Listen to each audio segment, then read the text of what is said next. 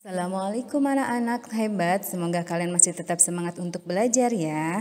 Pada kesempatan ini kita akan membahas tematik kelas 3, tema 7, subtema 2, muatan pelajaran bahasa Indonesia dengan pokok bahasan menemukan informasi pada teks perkembangan teknologi produksi sandang.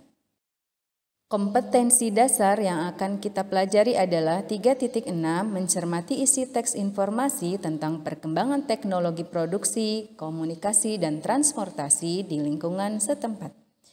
Tujuan pembelajarannya adalah 1. Dengan membaca teks, siswa dapat mengidentifikasi ide pokok dari teks dengan tepat. 2. Dengan mencermati teks, siswa dapat menuliskan informasi tentang perkembangan teknologi produksi sandang dengan rinci. Menemukan informasi pada teks perkembangan teknologi produksi sandang. Dalam menemukan informasi pada teks akan terkait dengan adanya paragraf. Paragraf adalah rangkaian kalimat yang memiliki ide pokok atau gagasan pokok.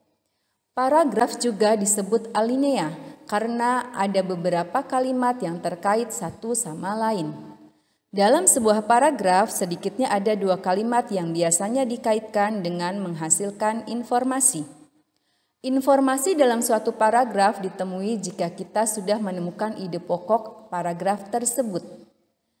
Ide pokok atau gagasan utama adalah pokok masalah yang mendasari sebuah paragraf. Letak ide pokok bisa di awal, di akhir, atau di awal dan di akhir kalimat pada paragraf. Cara termudah untuk mengetahui sebuah ide pokok adalah dengan pertanyaan, paragraf ini membahas tentang apa sih? Nah, jawaban itulah yang disebut sebagai ide pokok atau gagasan utama paragraf. Kalimat utama adalah kalimat yang mengandung ide pokok atau gagasan utama. Ciri-ciri kalimat utama: 1. Berupa permasalahan yang dapat diuraikan lebih lanjut. 2. Biasanya berupa kalimat lengkap yang dapat berdiri sendiri. 3. Mempunyai arti yang jelas tanpa dihubungkan dengan kalimat lain. 4. Dapat dibentuk tanpa kata sambung. 5. Jika di akhir paragraf ditandai dengan kata-kata dengan demikian, oleh karena itu, jadi. Berikut contoh teks informasi. Perkembangan teknologi sandang. Pakaian memiliki peran besar bagi manusia. Coba bayangkan kalau manusia tidak menggunakan pakaian. Manusia akan kepanasan, kedinginan, dan bisa terluka. Hal itu bisa membahayakan nyawa manusia. Karena itulah pakaian menjadi salah satu kebutuhan primer atau utama manusia. Di awal mula peradaban, manusia purba tidak mengenal pakaian. Lama-kelamaan manusia mulai menutupi tubuhnya dengan kulit dan bulu dari hewan hasil buruan manusia. Zaman terus berubah dan manusia mulai bisa menenun untuk membuat pakaian. Namun menenun membutuhkan waktu lama dan menghasilkan sedikit pakaian. Saat dunia industri dimulai, perkembangan teknologi produksi sandang semakin maju dengan munculnya mesin jahit. Walaupun membutuhkan tenaga manusia, mesin jahit bisa merangkai kain lebih cepat dari menenun. Hingga sekarang, perkembangan teknologi produksi sandang terus berlanjut. Saat ini pakaian yang kita kenakan kebanyakan berasal dari produksi pabrik yang telah menggunakan mesin modern yang canggih yang dapat menghasilkan beragam pakaian dengan jumlah besar dan dalam waktu yang singkat. Mari kita bahas satu persatu ide pokok pada paragraf-paragraf tersebut. Menemukan ide pokok pada paragraf ke-1. Pakaian memiliki peran besar bagi manusia. Coba bayangkan kalau manusia tidak mengenakan pakaian. Manusia akan kepanasan, kedinginan, dan bisa terluka. Hal itu bisa membahayakan nyawa manusia. Karena itulah pakaian menjadi salah satu kebutuhan primer atau utama manusia. Nah, anak-anak, pada paragraf ke-1 itu membahas tentang apa sih? Iya, betul. Tentang peran pakaian bagi manusia. Dengan demikian, ide pokok paragraf ke-1 adalah adalah peran pakaian bagi manusia. Menemukan ide pokok pada paragraf kedua. Di awal mula peradaban, manusia purba tidak mengenal pakaian. Lama-kelamaan manusia mulai menutupi tubuhnya dengan kulit dan bulu dari hewan hasil buruan manusia. Nah, anak-anak, pada paragraf kedua tersebut membahas tentang apa sih? Iya, betul. Paragraf kedua membahas tentang manusia purba tidak mengenal pakaian. Dengan demikian, ide pokok paragraf kedua adalah manusia purba tidak mengenal pakaian. Menemukan ide pokok paragraf ketiga.